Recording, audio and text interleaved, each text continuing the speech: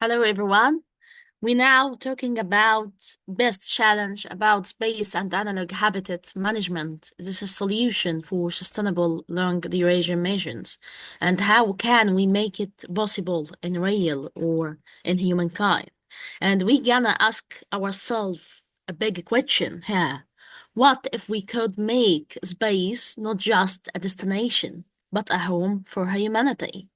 And this question may be strange, maybe manifestation or something like that. But we have to make this possible when we can think about closed loop life support system.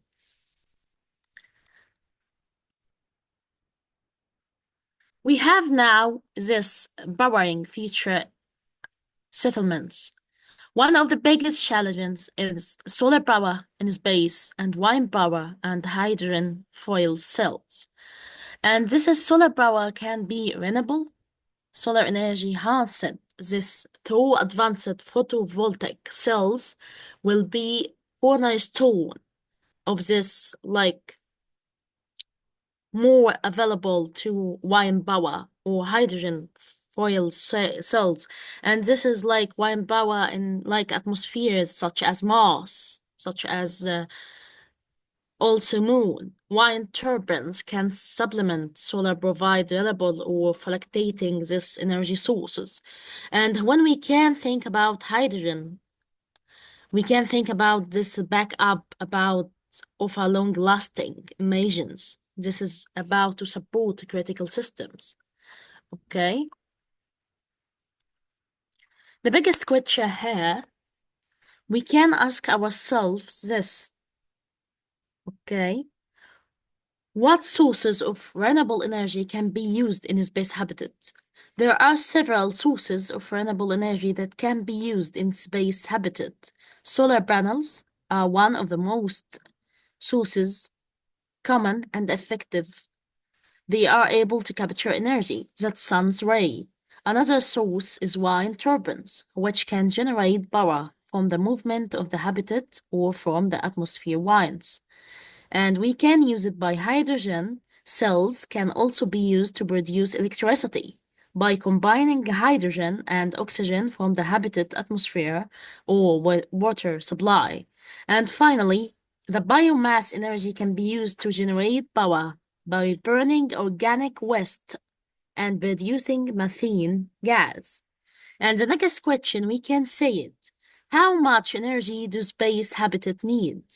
The amount of energy required for a space habitat depend on a variety of factors, such as the size of habitat and the number of people it supports, the specific technology used within. And however, we can do various systems necessary for human survival, such as air filtration, water treatment, and food production. And according to NASA, an average space habitat will require between 40 to 50 kilowatt hours per day of electricity. And that is make me ask, what are the benefits of using renewable energy in space habitat? Using renewable energy sources in space habitat offers several benefits. Firstly, it helps to reduce the dependence on traditional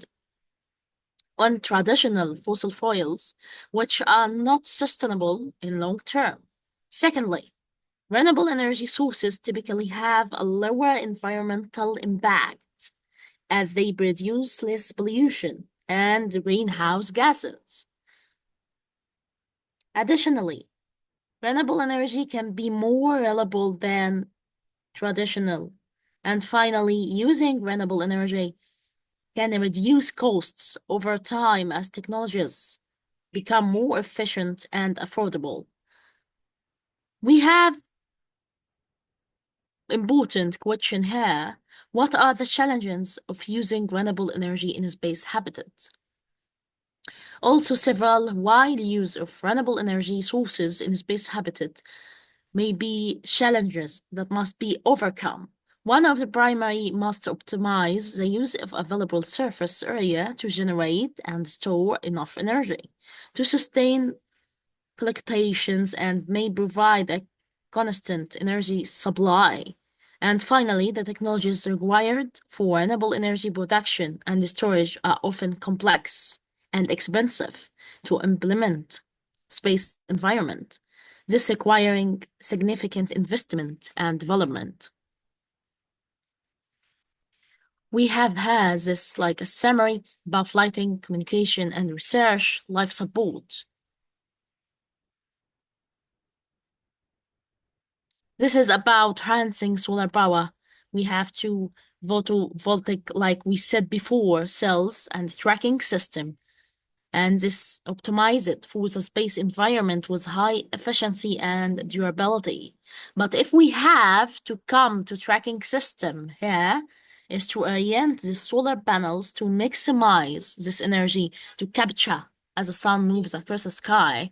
And if we have to go the next one, energy storage between the batteries and other storage solution to supply during periods of low sunlight or darkness. This is like a tapping to next level to wind energy, because when we can say wind energy, we can say atmospheric conditions. The thin but persistent Martian atmosphere, we can be tough about than Mars. Because than Moon, because Moon is easier, because Mars have more challenges. Lack of oxygen, for example, cosmic ray pollution, and radiation. And this is like atmospheric condition, the thin but resistance provides sufficient wind resources to generate electricity. But we can, in the next part, vertical axis turbines, this is specialized turbine designs that can operate effectively in the low density. And if we have to say that the biggest question here, how we can do this hybrid integration. Hybrid integration make me that feel combining the wind power and solar power, the other energy sources for a more reliable and resilient system. We have here important questions that how we can make it that closed loop, or what are the challenges of using renewable energy in space habitat.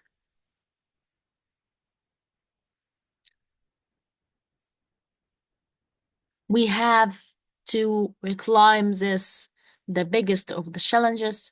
One of the primary is the limited space available for energy production and storage, and this is must optimize the use of available surface area to generate and store enough energy to sustain human life. And this is sources such as solar and wind are subject to make fluctuations and may not provide a constant energy supply.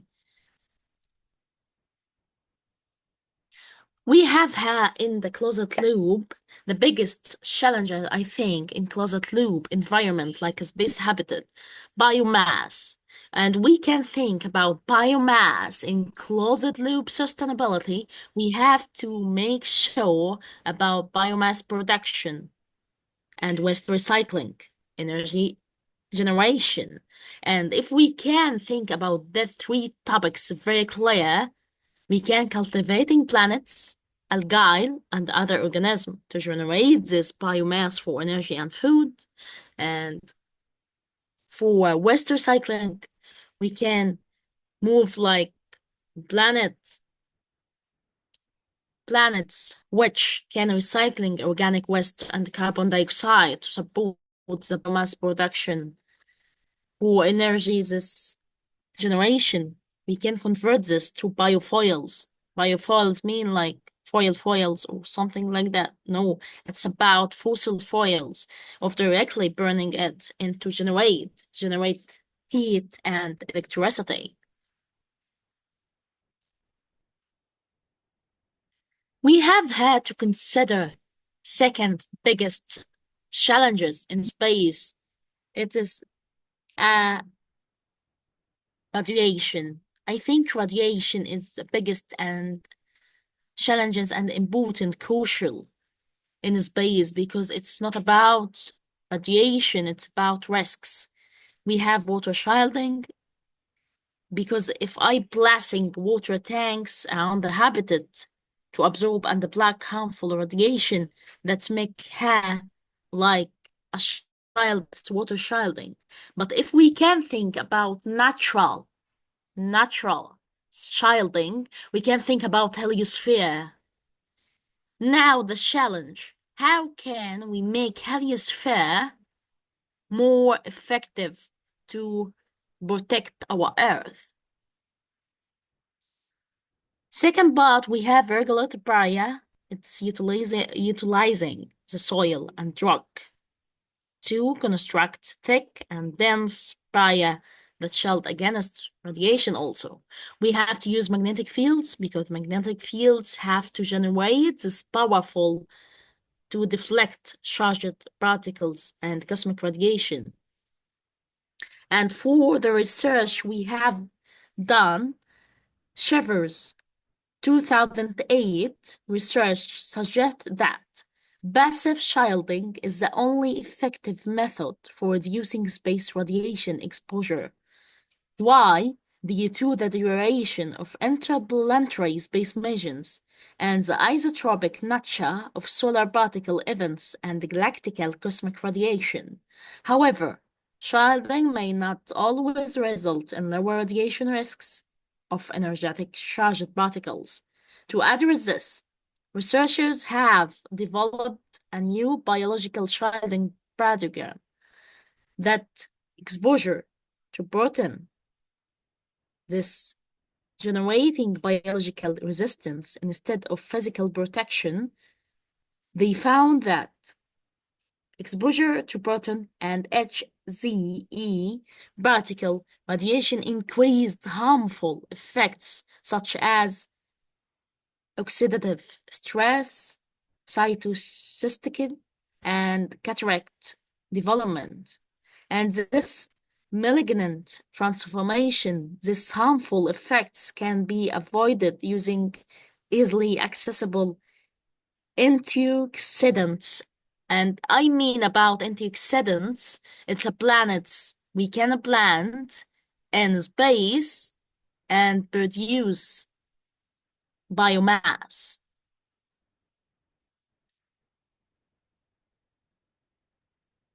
In the next part, we have said that if the astronauts and if the astronauts or crew well-being psychologically have well-being, no, I don't think so. We can think about it again and again. Why? Because in the last research about ESA, they discovered that mental health of the crew habitat missions will be not well-being, because it's like maintaining the natural speed, and this is maintaining the natural sleep-wake cycles of astronauts is crucial for their physical and mental well-being. And this advancement, or we have to enhance this dream vision, or we have to enhance this like sleep rhythm to not affect circadian rhythms also.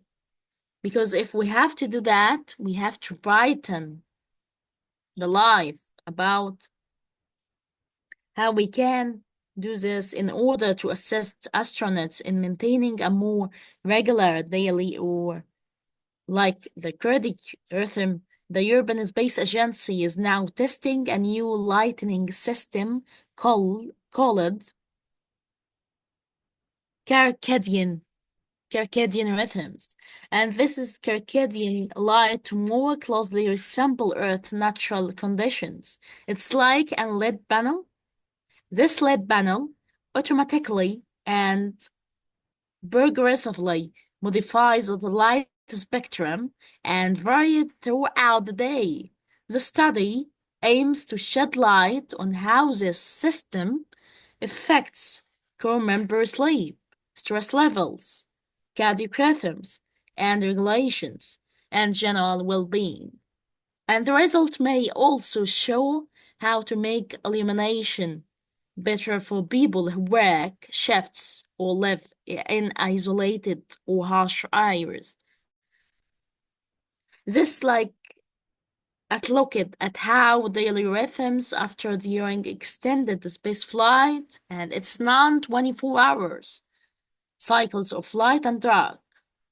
This is countermeasure to enhance performance and health on next missions may be supported by this understanding.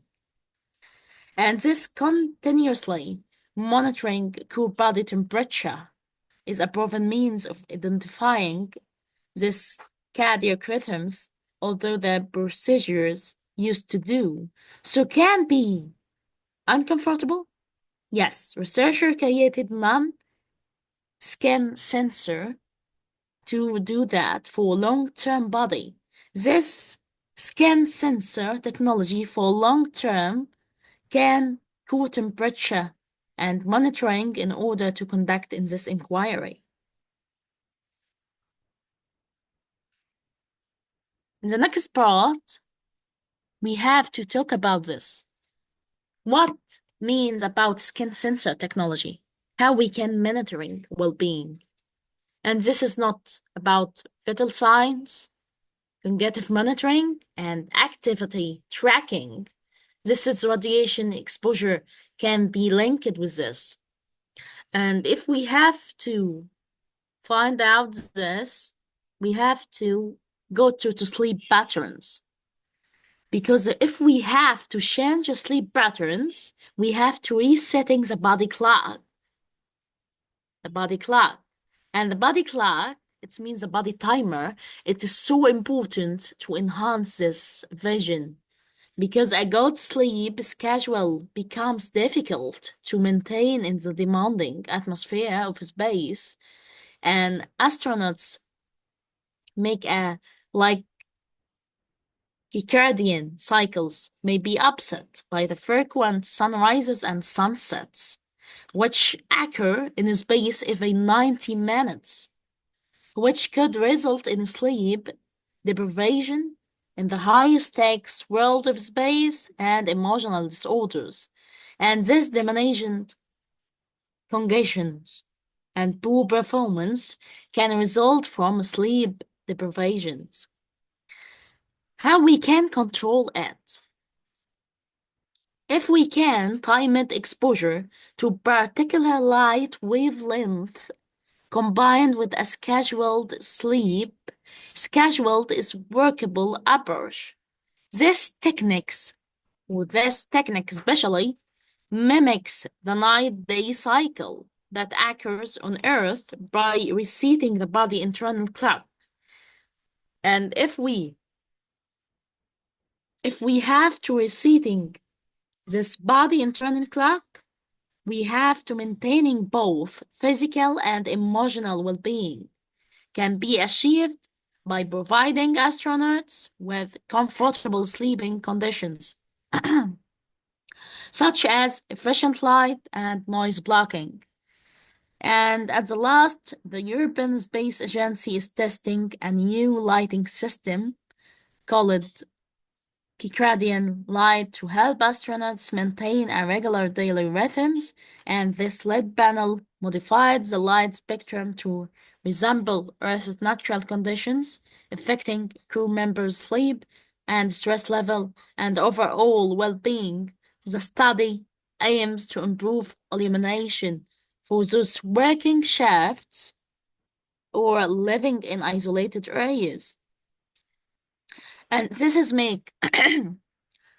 make researchers have created non-invasive or invasive skin sensor technology for long-term body core temperature monitoring. The system also aims to restore the body internal clock and that's mimicking Earth's night-day cycle to maintain physical and emotional well-being.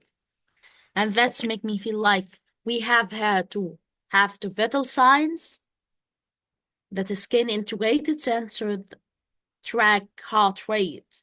And many of research, many of scientists observe that space can affect the heart rate, because if we have to go to zero gravity here, we have to change our core idea about health care. We need more healthcare, or change the healthcare in space, because it's different under zero gravity. And this zero gravity may lose bone, make a bone more fragile, and make it more brittle. And this is track heart rate, respiration, and other vital signs to assess astronaut health. We have to make a cognitive monitoring. This sensors can make measure brain activity or something like that by mapping. We have to do this, and this activity and cognitive performance to optimize astronaut training or decision making. We have to make also activity tracking. This is sensors that monitor physical activity and sleep patterns, other behavioral metrics. We have to radiation exposure, look into it like a deep look in vision, because sensors that detect and quantify radiation levels to help mitigate these effects on astronaut health.